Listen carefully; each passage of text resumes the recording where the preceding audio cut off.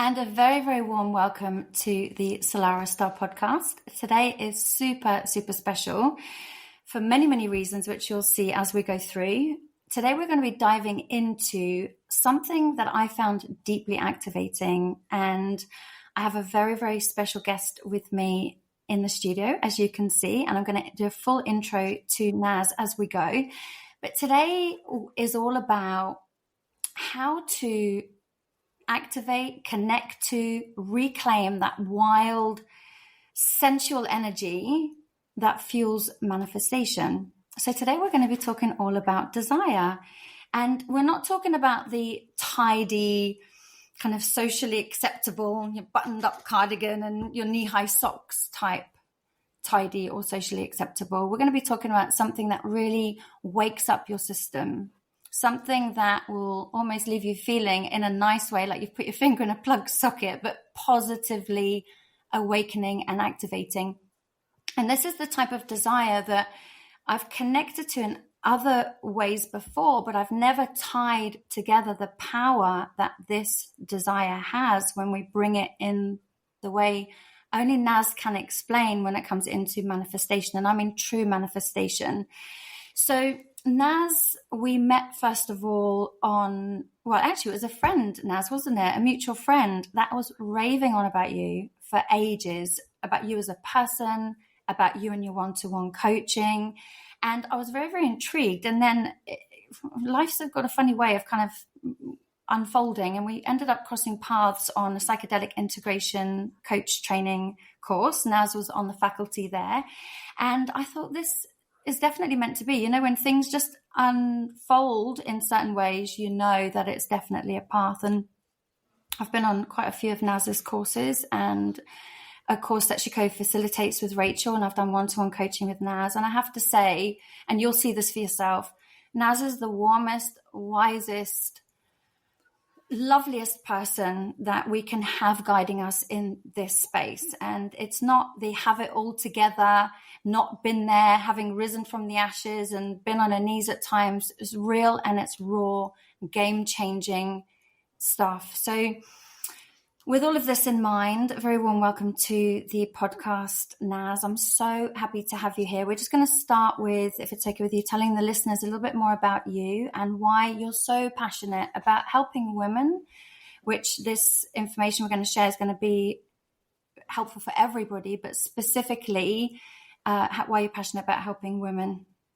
Oh, thank you for such a gorgeous introduction, Salarah. I could feel my eyes welling up then. I'm like, don't cry within the first minute. I'm deeply emotional and very connected to my tear ducts. So I'm going to hold that in my heart. That was a beautiful introduction. So thank you. And I am incredibly passionate about helping women because, you know, women have a particular set of conditioning. And not saying that men don't, men also have a particular set of conditioning, but as a woman and having found the keys to unlock some of my patterns and truly fall in love with my life, like I really, really, really love my life, I just felt like, how could I not share what I've experienced? And, you know, as a coach, you do teach the path that you know, right? You don't teach something, you don't share with others, you don't tend to have a niche or a specialism that you haven't fully experienced. And I just feel so well equipped to help women, to stop them from self-sabotaging, to help them stop playing small, to really connect with parts of themselves that they didn't even know were there. Right? I feel like when I look back on my life in my early 20s, I was having a lot of fun. And on paper, it was amazing.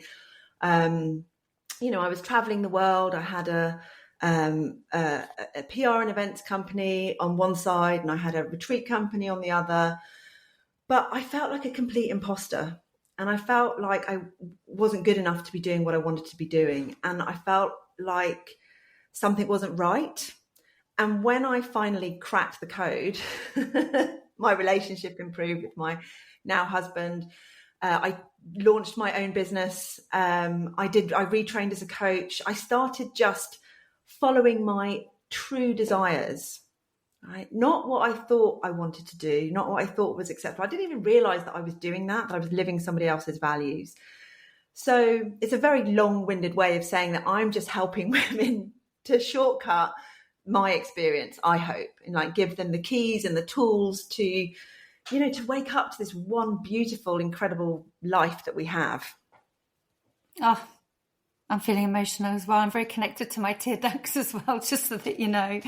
But everything that you say, and it absolutely rings true. Have you ever had it when people say, well, you're a coach, you should have it all together? And it's like, I've been down there with the ugly, the downright messy, and it's what helps me to really understand and connect to the challenges that people are experiencing, but not just connect to them and sit there and swim in them, to actually help them climb out of those holes.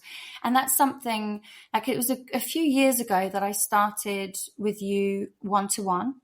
I started with doing a one-to-one coaching course with you. And I have to say, it was the biggest game changer for me in that I love the language that you use. It's very, very relatable. It's very, very grounded. And it was ever since then, basically, any course that you've had, I've been kind of like a little meerkat, just poking my head above the water. If it kind of water or ground, if it aligns, I'll do it. But yeah, I can absolutely be testament to everything that you've said. And no doubt there's been times, Naz, that you wanted to give up and throw the towel in. That's just something that's come to me. And I'm so pleased that you haven't. And there's been many times in my journey that I've wanted to do the same. It's just felt so difficult because when another layer is exposed, it feels big, it feels unfamiliar. And then as part of our old identity starts to fall away, that severing can be very painful too, as we then starting to step in something new and unfamiliar. And we know it's right, but we haven't quite embodied what we need to live in there comfortably yet. So your work is incredible. The work you do on your own, the work that you do with Rachel, please check out Naz's website. I'm going to put it in the show notes. I cannot rave about it enough. And of course, a couple of years ago as well, you also did a festival, Wellbeing at the Lakes. Yeah. Absolutely. Probably one of the best I've been to, like real upper class boutique, high end, high value type experience. So thank you so much for that. Must have taken a huge amount of effort to have put all of that together. Anyway, back to this now. So when it comes to desire, I'm going to just give a little bit of background as to why I thought this would pique the interest of our listeners. When we were on one of our live calls a couple of weeks ago in the current course that I'm doing with you and Rach, you led us through an exercise, and it was all about tapping into your raw, unsolicited, unapologetic, unadulterated desire. And just between me, the pen and the paper, no one was listening in, which kind of created that safe space to be able to really explore it. It was just to write down everything that I want to experience, that I desire, that I would love to do more of, whatever it might be. And I was actually noticing that the more I was writing, the more I started switching on. So the metaphor that I think really helps to explain the power of desire is, we are the lamp with the 100-watt light bulb ready to shine as bright as we like, but we haven't plugged ourselves into the electricity yet. And sometimes this is why our manifestations may not work. We have everything that we need, but we haven't plugged ourselves in. And it's the energy of desire that I noticed not only plugged my lamp in, but I was literally beaming up probably the whole of the UK, if not beyond. And it was in that moment I was like, wow, this is the activator. This is what I feel is potentially one of the missing links in manifestation. So thank you for that, by the way, because it was just so beautiful. But let's start with that desire then. So what does desire mean to you? And why would you say it's like a vital part of our process? Such a juicy topic. I love that we're chatting about this. Okay, so first of all, desire, I'm sure people who are listening are thinking, desire, is that just about sexual desire? Like we link it together. And of course, there is that connection between the erotic, eros, and desire. But erotic energy is life force energy, right? There's no separation. It is so incredibly powerful to have that coursing through your body because you feel alive, right? When someone is turned on to life or turned on sexually, let's use it when people can, imagine in their minds that they're turned on, you feel very different, right? You feel alive, you feel connected, you are deeply in your body, right? You cannot be turned on without involving the nervous system. Okay. So desire for me is life force energy. It's tuning into what it is it that you truly want, what would turn you on. And it doesn't matter what those desires are. When you're connecting to a state of desire, you can desire anything that you want. It could be that I desire to have, a beautiful man feed me grapes whilst I'm lying on a sun lounger on a Greek island, right? That's the kind of like classic desire. It could be I desire to have 14 miniature donkeys that come and greet me every single morning and I get to cuddle. Like I desire to have huge amounts of wealth that I get to redistribute. Like if it's something that turns you on, we're getting somewhere. We're just starting the engine. Like you say, you get the electricity running and then you get to use that energy for whatever it is that you want to manifest, right? Whatever it is that you want to deliberately create. We're talking about manifestation here, is to bring something into reality. And why it's so important for women to recognize the power of desire is that we have been taught to cut off from it, right? We've been taught actually to be cut off from our sexuality and our desire, right? How many women over the age of 45 feel like they're dead beneath the waist, right? And that it's just part of becoming older, perimenopause, menopause. It's not true. It's part of our conditioning to cut us off from our power source. If you look at history, the most dangerous women were branded harlots and whores. Mary Magdalene was called a whore. Lilith, the goddess, she was completely and utterly, and Eve as well, thought to be, bad, sexually promiscuous or in some way corrupted. That's because they had their deep connection to their erotic energy. So as women, we're taught to almost shame our desire, our sexual energy, but also if we're cut off from our sexual energy, we're cut off from our libido, our erotic energy, our life force energy. So it's a tricky one because women feel like they have very, like you say, polite, socially acceptable desires. So that exercise that we had you do is actually from Kacey Abaniak, who's an incredible woman. She's a Taoist nun and a dominatrix, and she teaches about power and desire. And so that exercise was based on one of hers, where you actually allow yourself to put pen to paper and to just write down everything that you desire, every naughty little, like really digging deep, getting into your bad girl, sexy, kinky boots and writing down the things that you desire, not because you're going to act on them, but because you're connecting to, like you're allowed that forbidden fruit that you are tasting when you write down those, those explicit, juicy desires is telling you something about what you're missing in your life. Right? And instead, as women, we're like, no, I'm not allowed to desire that because I can't have it. Right. I think one woman on the program said, well, if I truly had what I desired, my husband would leave me because I want to sleep with a lot more men.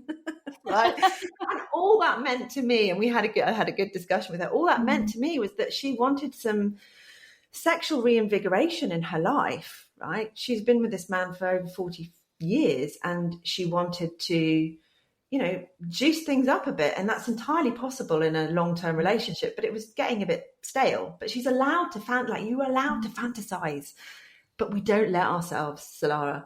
And this is where there's so much untapped power. As you discovered, I mean, you've been working with the law of attraction for goodness how many years, and you've written books and you teach on it, you're super advanced. And yet this little key for you, right, has unlocked a whole new source of power. It's like and the well of libido, that life force energy, is limitless. It's utterly limitless. So when you are open to that channel, it's like, how good are you willing to have it? It's one of Cassie's questions. How good are you willing to have life? I can tell you that a lot of women, when they try and answer that question, are like, I don't think I'm allowed to I'm not allowed to have it. It's selfish. I'm going to be thought of as bad. Like it's layered with so much complexity. And I think I'm just seeing if I can find a book that was recommended on one of the podcasts as I was kind of exploring, as Nick and I were both exploring deepening our relationship. And of course, we open up to all sorts of interesting conversations and teachings, and, you know, which taps a lot into the work that we did a couple of weeks on the course, which is probably why it spoke to me so loudly. There's this one book, I might need to see if I can find it. I'm wondering if you've heard of it. My Secret Garden. I have not. Ooh. Now, it's an interesting book. The reason why it was recommended was for women. I mean, men and women listen to it. I love learning about all sorts. And the reason why it was recommended is to actually learn the desires that women have that we don't openly talk about for fear of shame, for fear of ridicule, for fear of judgment, all similar things. And a lot of it plays into, you know, some of the systemic structures that you and Rach speak about on the course too, the ways of controlling and suppressing, of course. But when I started listening to this book, it was like, wow, like there's so many examples from anonymous women all around the world talking about their deepest, darkest desires. Now, I found it a very interesting process because although I didn't relate to all of them, you know, it was just, there was a few that I did. It was like, wow, okay, so why aren't we talking about this? Why is it such a taboo subject? Why are we suppressing this so much, but also then bringing it from a more kind of personal, into a more personal perspective? It was like, actually, I'm not bad. And actually, I'm not wrong. And actually, this is normal. So listening to a book like that has helped give me permission to tap into that raw part of me that is filled with limitless desire, but without that element of shame. So it's relatively new in some respects because it's been so suppressed for so long. I'm just curious your thoughts on what is the higher agenda? Now we're going to go a little bit down a rabbit hole here. What would you say the higher agenda of keeping the feminine energy so suppressed is? Big question, I know. I know. Wow. Sorry. Well, the patriarchy's been at it since the beginning of its existence, right? Women in their power are magnetic. Women are natural leaders, right? We're dangerous to the patriarchy. We're dangerous to those structures of control because actually we don't need them. We don't exist. We don't need to exist in them, right? There is obviously frameworks and structures for all systems, even matriarchal systems. But the patriarchy, I think, is terrified, and the masculine is terrified of this power that women have because they don't have it. Okay, the masculine males they're not able to create life in the same way that we are, right? They provide something essential for us, but essentially we are magicians. We create life from nothing, right? In a space. We can grow children in our wombs. We can do that. We are creatrixes. We can create things from nothing. We are dangerous to those structures that rely on dominance and power, white heteronormative agendas, ideologies. You know, as women in their full power, we see how destructive those are. And let's face it, the patriarchy also doesn't serve men or most men. It serves those in power. It serves those who are benefiting from its structure. But all the rest of us, right, would deeply benefit from having the feminine leading in this way.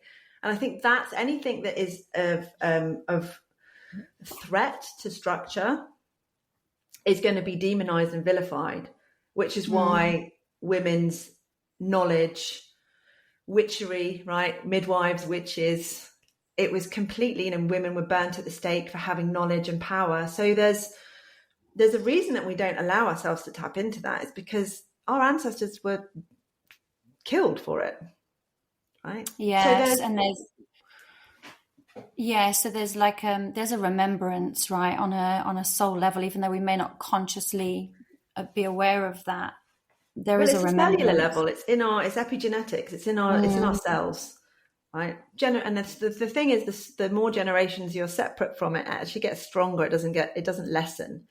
So there's yeah, deep work here to undo some of this patterning. And I think it's our time.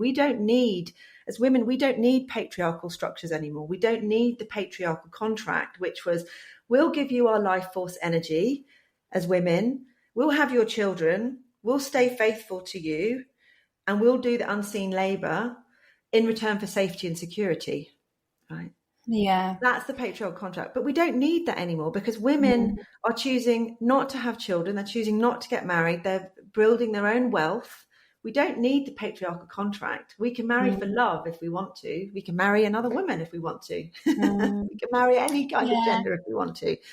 But see how that in itself is deeply yeah, dangerous to the yes. And patriarchy. it's very deep. Like that word is, if I had a highlighter pen and you could highlight a word, it is deep and deeply dangerous. You're absolutely right. And as you're talking, I'm thinking about the journey that Nick and I have gone on the last 4 or 5 years around, masculine and feminine, and him being and stepping more into his conscious masculinity, and how, the awakened man, whatever we want to call it, and the awakened woman, if you like, can very, very much complement the journey tenfold, in that bringing elements that either of us don't have to the table to create a formidable force, which isn't just stable and protecting, but it's fiercely creative and flowing. And when we can bring those two elements together in ourselves, of course, but then also in relationship, that's when I believe a lot of these patriarchal structures, they collapse and they create space for the rebirthing of that more divine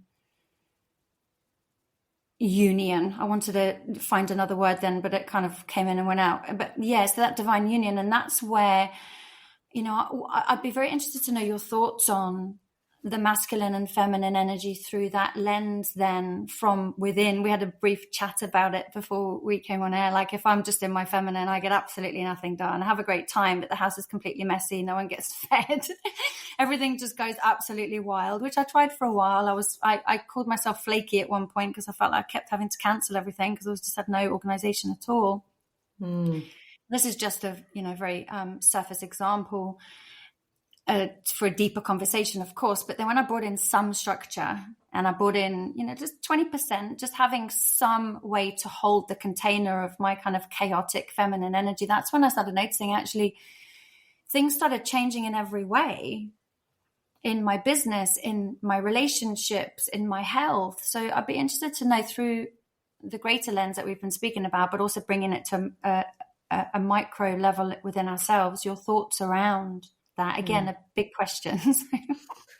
I love Free the big flow. questions, Salarah. I'm all about the big questions. Yeah, so I fully get what you're asking, and masculine energy is vital for us as women to bring in that masculine energy, to understand it is a union of the two. And I'll talk about it on an energetic level, and then I'll sort of talk about it practically, if I may. So if you imagine the yin and yang symbol, which is the black and white, and it looks a little bit like a flywheel. You can kind of see there's a momentum there. If you just had the masculine energy pushing, that flywheel would burn out, which is what happens in real life, right? And if you have just the feminine energy, which is the receiving energy, which is the surrendering energy, it would lose momentum and then it would grind to a halt. You need both. You need the masculine force of pushing forwards, of direction, of action, and of strategy to give the flywheel momentum. And you need the feminine surrendering. She's there. She's got presence. She's got weight. And I'm talking about the energy, not the gender. That feminine energy is there to kind of slow the masculine down, receive it, surrender to it. So when it comes to practically, how do you manage the dance between masculine and feminine? It is about being conscious. Like sometimes I know that I'm like, if I'm fired up and I'm energized and I'm got something to pull out of the bag, which I like to do to myself, then I'll have relied on my feminine energy to be creative, to come up with some crazy idea. And then I hand it over to the masculine energy with me to do it. That Naz who's like really methodical, and it has learned to be a bit disciplined. I'm like, right, I'm going to do whatever it takes to get this done. So if you can imagine as well, as a great metaphor, is if feminine energy is like water, it's like a river, right, flowing. If you don't have a bank, if you don't have a masculine structure, that river is just going to go whoop and burst its banks, and it was no longer going to be a river, it's just going to soak into the ground. So it is really understanding what these different energies are about and when to lean into your feminine and when to lean into your masculine. It's a dance, essentially. Yeah. And when you get it right, it creates this flywheel, this sort of spiral. It's not just turning around in a circle, it's actually turning upwards, it's lifting you up as well. Oh, I love that. What a lovely little visual. Yeah, and I think that this is such an important conversation, that it has so many branches, you know, like the wisest, oldest oak tree. There's just so many questions that come into my mind that we can explore within this. And it's a subject of great interest to me from my own beginning of understanding, you know, my core energy, which I believed for so long was masculine. My dad wanted me to watch the cricket with him and drink my non-alcoholic beer while he was there with his beer and short hair. And actually it was round about, I don't know, maybe 15 years ago, I was already doing this work for some time, that I looked at a lamp that I got from Laura Ashley. And I was like, that lamp's really pretty. I was like, why haven't I noticed that lamp before? And it was pink and white and beautiful roses on it. It was in that moment that I started awakening to my femininity, although it's been a very long journey of kind of getting the rigidity of that kind of masculine that I'd been so well conditioned into. And ever since then, it's been like this beautiful opening. But it's now looking back, I think I was so closed down. I was so rigid, 8 a.m. to 10 p.m, 6 days a week, pushing, forcing, trying desperately to create something for my future, a safe container for me and my daughter. My dad had modeled what wounded masculinity was on an amazing scale, bless him. He did really well at that. As a result, I attracted so many relationships which mirrored what I was used to and accustomed to, of course. And in stepped Nick, and he's not only restored my faith, but actually opened my whole world to a complete new paradigm of what is possible. And ever since he has done more work on himself and becoming more conscious in his masculinity, my energy feels so safe that I feel surrendering isn't something I feel I have to do, I must do, I should do. It's a natural process. The safer my nervous system is feeling with his riverbank containment. And what I'm noticing within that is I'm no longer connecting to that part of me that is wanting to push force, but actually beneath that I was so wounded, needing to be seen, needing people to see my value, my worth, rescuing loads of people actually because I was crying out that I needed rescuing in the meantime, but also people pleasing, like on levels I never even knew I was even doing it. Imposter syndrome, the stuff that I can relate to with you. So what I've noticed is as this balance, this yin and yang, this really beautiful a divine connection and union, one can't exist without the other, but when both wounded, it's very destructive. When both are on their healing journey, it's very connective and creative. So as I'm witnessing that within my own life, it's been scary because I've seen so much of that old paradigm that I had worked so hard just collapsing, but not having any energy to do anything about it at all. So tired and wrung out like a sponge. And, you know, and that's what's helped me to understand this journey's helped me to understand that our nervous system, it can't cope with it like the masculine nervous system can cope with it. We feel anxiety and fear 20 times more than the masculine energy. And we need protecting from a lot of the stuff that we're not here to hold. And when that masculine steps in and we are able to surrender and we're protected from that, the growth that I'm witnessing is so much better than I've ever could perceive possible. Mm. It's a bit strange in some ways, but the magnetism does become more effortless. But what I'm noticing, and this is kind of circling back to our beginning conversation, is desire is awakening within me, Naz, that lay dormant. I couldn't even start it like an old Skoda, like I just would flood the engine multiple times, no doubt metaphorically. But as a result of this and the safety of my nervous system, there is life in my inner garden. Sounds a bit interesting. That I didn't even know, wild flowers and blooms that I didn't even know existed. So with that in mind, this is where I believe that desire really has come in for me. And I would love to know, is that something that you have experienced or in a different way, or you notice and witness? Yeah, so you're talking about a few things there. So I'm lucky, like you, or not lucky, I chose my now husband. I recognize something in him that he's very much embodies, I call it the high masculine, that sort of really noble, beautiful, generous, protective, kind, gets stuff done. I mean, he wants to build me a house. I cannot tell you, this man is like, wants to provide. He's my magic man. So, and we've been together 23 years now. We've gone on a journey together, much like you and Nick have. And as I've been on my journey, Norbert has been on his own journey and is open to doing his own work, which has allowed me, like you, to heal my nervous system.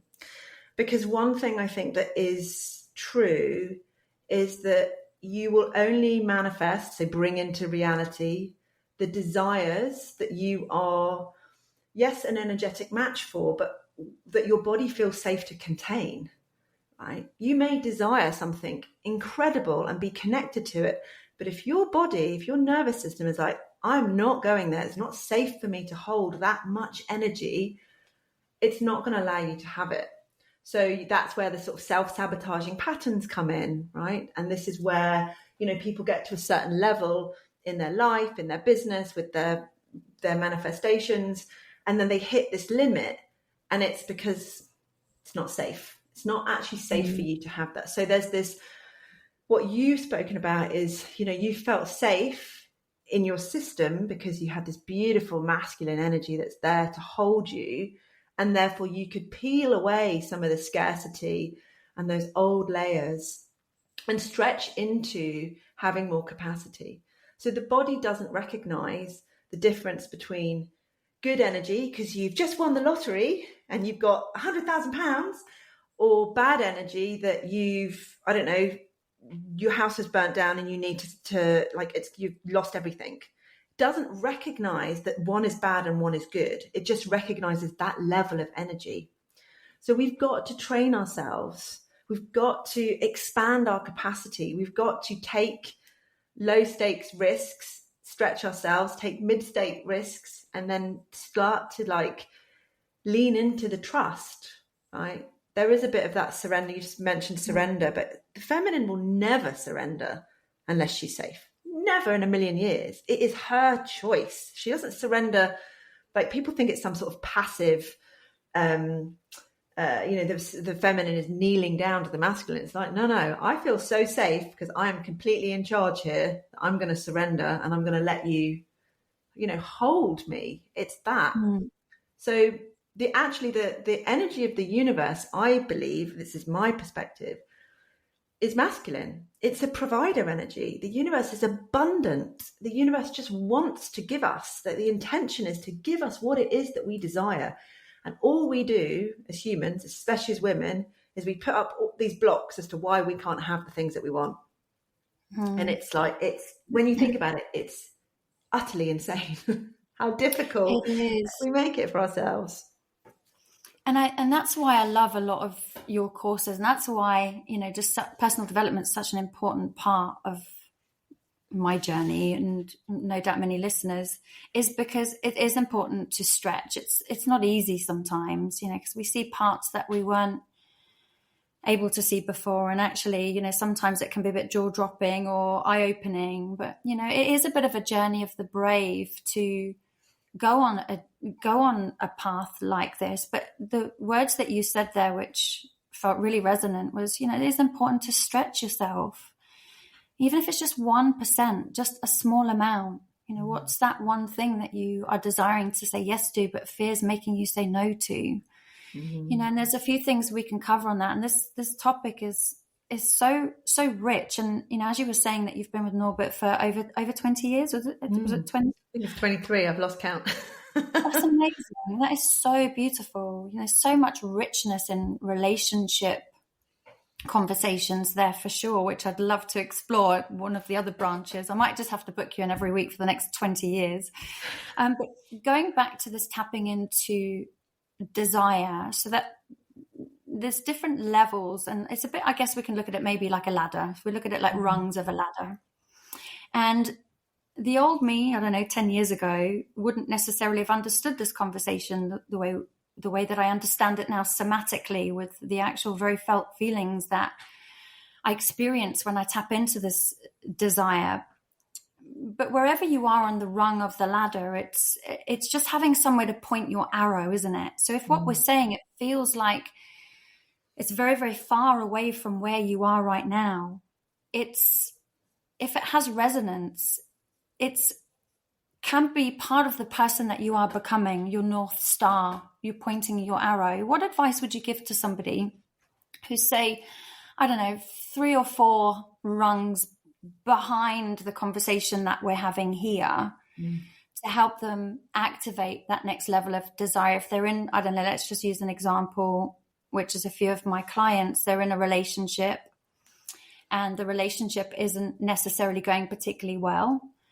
There is a desire to improve that relationship, but as a result, one of them is completely wrung out like a sponge, eye rolling because doesn't feel held at all. The masculine energies in people-pleasing mode, desperately trying everything he can to make things right, but nothing he's doing seems to be working.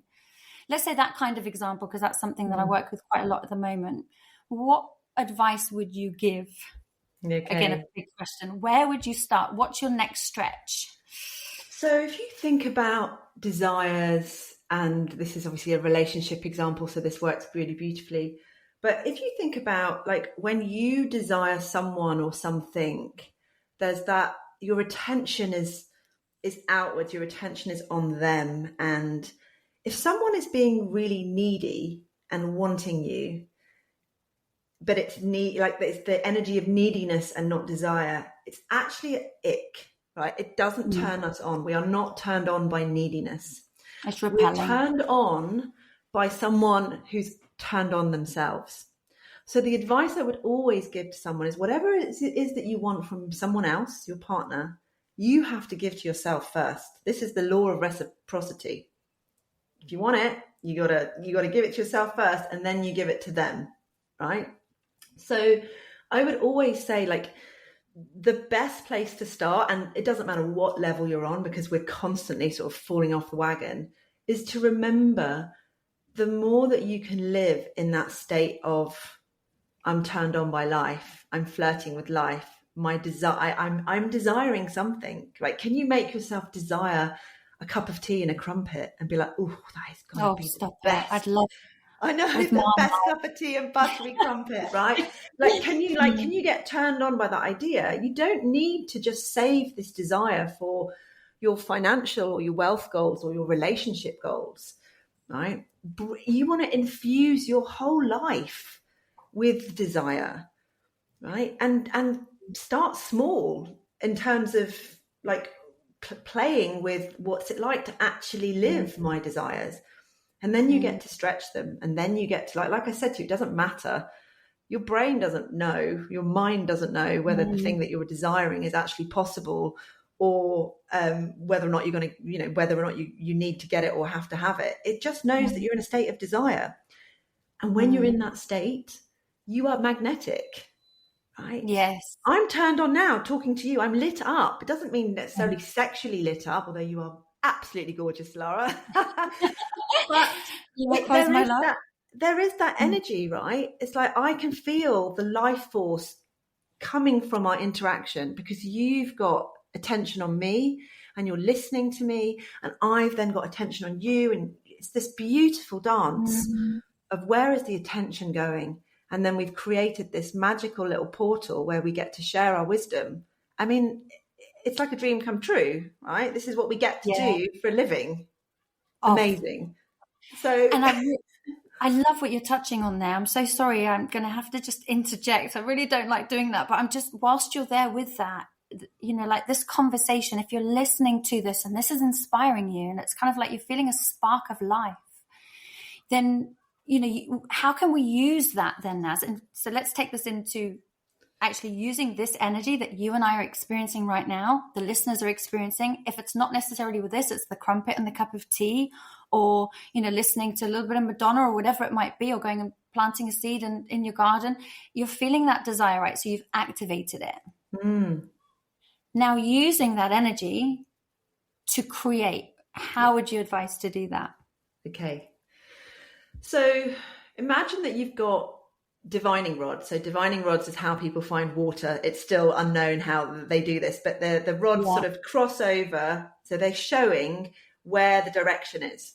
So if you use your desire as a bit of a GPS system, it's like, what is it that I want to create, right? Do I want to, like, let's talk about a business thing, because things we're both, you know, have coaching businesses. So do I want to create a new offer? Oh, what would be really juicy? Like, is it going to be this topic or that topic? And just using that level of desire in the body as the indicator for where you want to go, right? This is what Jung says. Libido, life force energy, is what pulls you towards the things. It's your soul pulling you towards what it is that you are here to do and what you're here to create. So if something makes you feel flat, don't do it. Right? If you desire to start a business, but you don't want to ever work on a Friday, don't work on a Friday from the get-go. Like, what is it that you really desire? I think so many of us they kind of go, right, I know what I desire. And they put that in a box and then they create something completely fucking different. Yeah. Like, is that actually what you desire? Like, tap into it. Your body is telling you. It's an instrument. Right? Am I turned on by this idea or not? Is it flat? Is it neutral? Like, it's there for us. But, you know, this is why it's so important, Salarah, to first do some of the groundwork to connect you to your body, to desire, right? And usually the side product of living an erotic life is that you do have much better sex with yourself or with your partner or partners, depending on what your choice is, because you're tapped in to erotic life force energy. And then you get to use that, like, oh my goodness, yes, your body just like it's pulsating with life force energy. You get to create some beautiful work from that, whether you're an artist or a banker, it doesn't matter, right? Yeah, I really love that. And again, loads of things are going through my mind. So let's say the lamp is plugged into electricity, which it clearly is now, 100-watt bulb and all of that. If there is something that you want to create, let's just say like what you've been saying, but something specific, whether it is, I don't know, buying a house or manifesting a partner or deepening a relationship, like anything that you want to create and manifest, better health, let's bring that in, because without that, there's nothing, right? Is using this switched on desire now and then visualizing that. Visualization, I absolutely love. I don't use it as much as I used to because I found a lot of stuff now is more effortless and just kind of comes more naturally, more easily, the more I've let go of pushing and forcing, if you like. But let's just say switched on. Now, is this a good time then to either, you know, close your eyes, not if you're driving, of course, but to get into the energy of that. So if it is the house, like, what does it feel like lying on the sofa in your beautiful new home where you've chosen the thick pile carpets and you can smell the fresh paint and you're lying there looking, thinking, wow, like I've done it. I'm here. This is amazing. And getting yourself from a feeling perspective, all your senses, what can you smell? What can you hear? What can you taste? What can you touch? That would then, in my mind, and how I've used it before, but be interested to know your take on it, kind of accelerate that, would you say? Yes, and we call that feelization, and only because I can't visualize. So if there's anyone listening out there who has, like, you know, Salarah's walking you through that and you're like, I can't see a house, I can smell the paint. Usually we can bring in our senses really strongly. So that's what I would say. is to dial those up. But it is, of course, really important to imagine that. And then from that place, it's like, what will move the needle?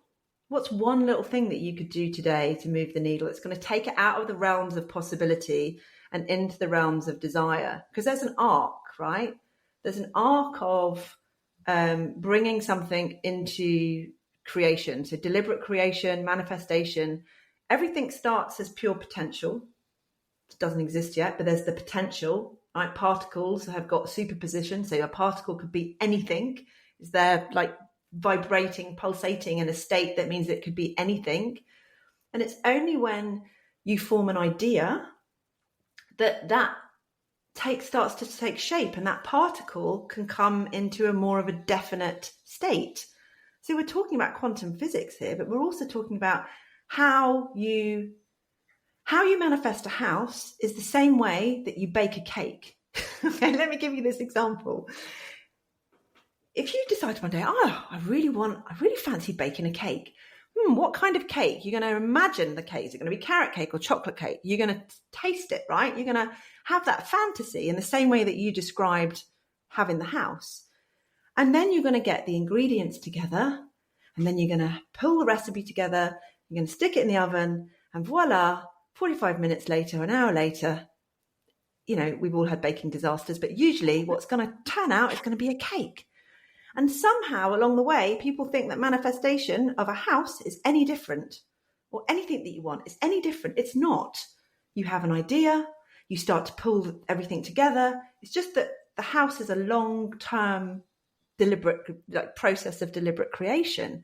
And all along the way, you get to bring in your senses. Like you can celebrate the joy in the process along the way. So every little milestone is like, yes, we're one step closer. Right, the cake's nearly done. I can smell it. I can smell the vanilla and the chocolate.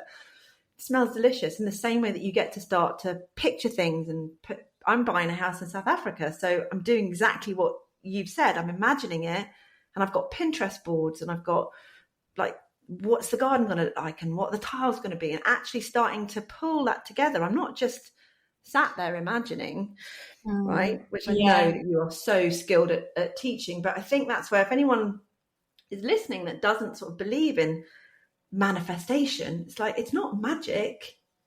It's magical because you're taking an idea and you're bringing it into matter, into reality, but it's a process. We live in a quantum world. There's nothing magical about it.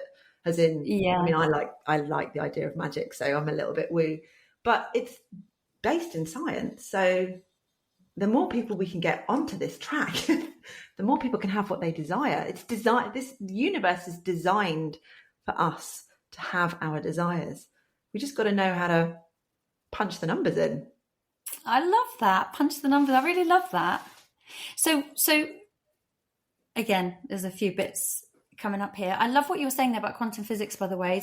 That's kind of like the double slit experiment, which I've heard about. And so like all particles are completely neutral until that attention was focused upon them, and then that's when they started to change. So we literally have the ability to change matter by focusing on it. And so, but if your idea just stays an idea, it's not going to it's not going to take shape.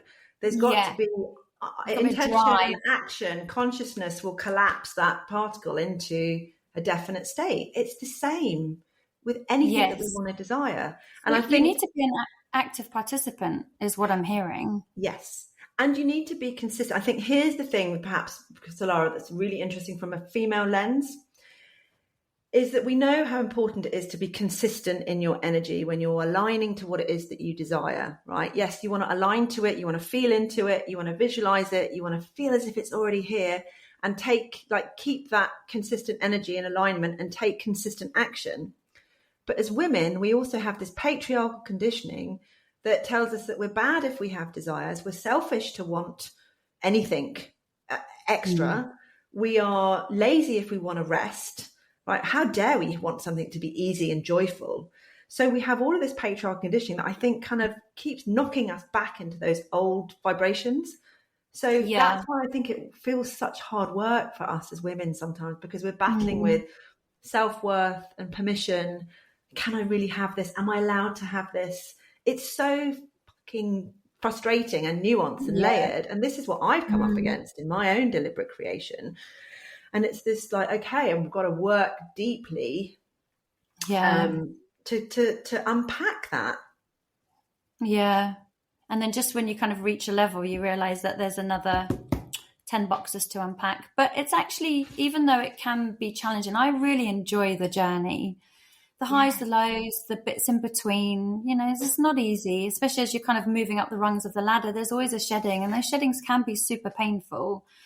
Definitely worth it. But just what you're saying here is me wanting to almost give like a step-by-step formula, which obviously is fluid and depending on a lot of factors. But ideally, we want to find ways to turn ourselves on, whether it's the crumpet, whether it's dancing. Before we came on this call today, I put on some lounge music and I was singing away, having a lovely time. Music turns me on. Gardening turns me on.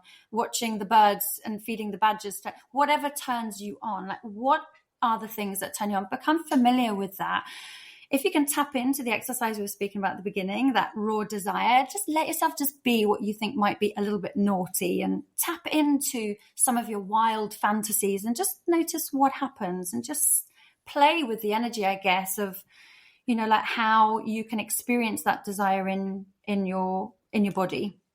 Then would you say it's like getting clear on a desire? So we're talking about the quantum physics and the particles. You want to be able to focus on those particles and almost show them a picture of creation, I guess, in some respects. As you're focusing and you're aiming that arrow, you can, like your house, for example, you can, and if you can't visualize, which I know a lot of people that can't in that same way, so we're blessed with other superpowers of being able to feel, etc., etc. But that's when Pinterest boards are great, right? Because you can get an idea visually of what that would look like, so you can then experience it more from a feeling perspective.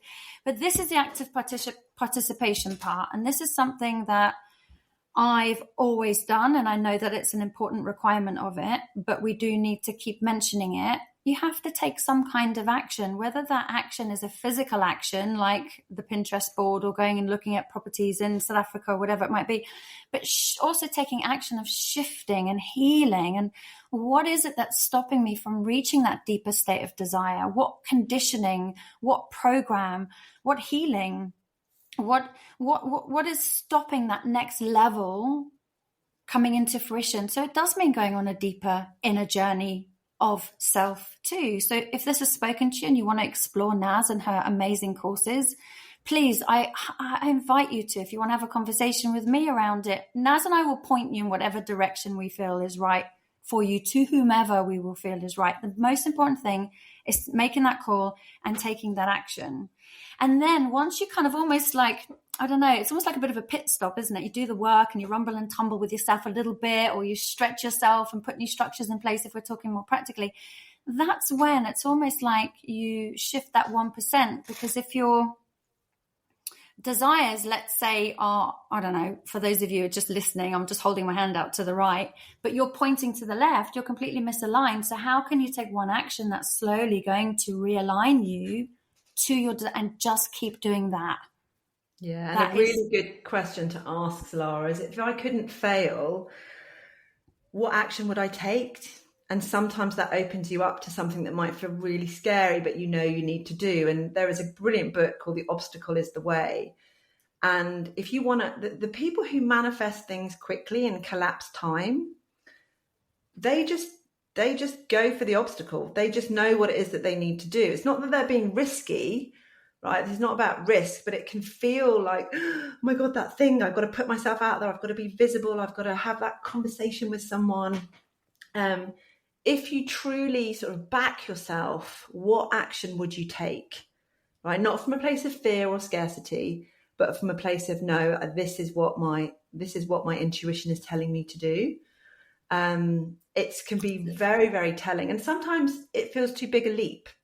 And other times it's like, okay, I'm going to break that down and I'm going to take it in stages. But essentially, the more practice you get, the bigger those steps get to be. And then your deliberate creation becomes a little bit quicker. And then you feel like things are flowing and happening at a speed which you're like, oh, this is amazing, right? Yeah. Yeah, you definitely start seeing evidence of that as well, don't you? So I like that. So if I knew I couldn't fail, what action would I take? And also, I guess another way of asking that same question, if I knew I would succeed, Yeah. what action would I take? I guess I don't know. I don't even know what that came into my head, but I love those questions because I think that those are super, super important, because it's the fear of failure. It's that fear of not being good enough. It's fear of what people might think, which is massive for those anyway, let alone with that kind of imposter syndrome type thing, which I think I'm going to probably need to do an episode on that at some point. So it's not that we're trying to give you like a rigid formula, but those are steps that we have noticed that are helpful and work. What happens in between all of those, it depends on what the obstacle might be. And I love that book, by the way. It's one of my favorite books. So, for example, I noticed I had a massive bubbling and boiling furball, if you like, of grief earlier part of this year. And it was massive. And it was built, no doubt, of many, many, many, many, many, many years. And I took myself through a very, very empowering process, which took a good 8 hours. And I sobbed and I cried and I screamed and all the good stuff in between. And although that was difficult to go through, the relief that I felt beyond that and the pivot, that 1% shift, has been absolutely incredible. So we're here to inspire you. If you're listening to this, it means you want to activate those desires. The universe always brings us the information we need at exactly the right time. And as if any of the listeners wanted to get hold of you, you've got a podcast as well, haven't you?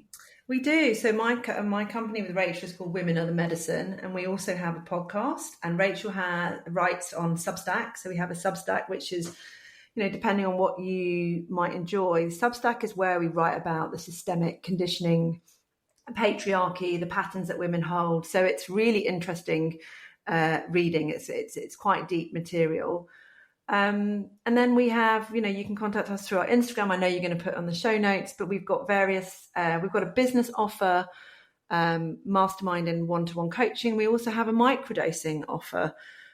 So microdoses being taking tiny amounts of psychedelics to help with neuroplasticity, to make your brain more malleable, helps to uproot some of those deep conditioned patterns. So we have a number of different offers, but generally if someone's interested, they can just reach out and we'll take it from there. Yeah, that's great. The microdosing side of things, it literally saves years and years in intense therapy.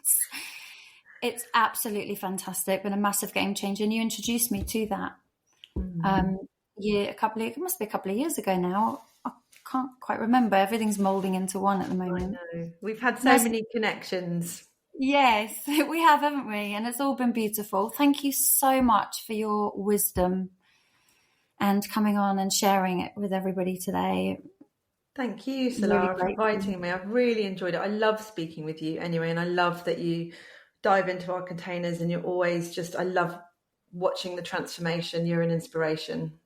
So keep doing what you're doing, my darling. Thank you for being my guiding light, my darling. I was talking about you on one of my courses. I'm doing an in-person course at the moment.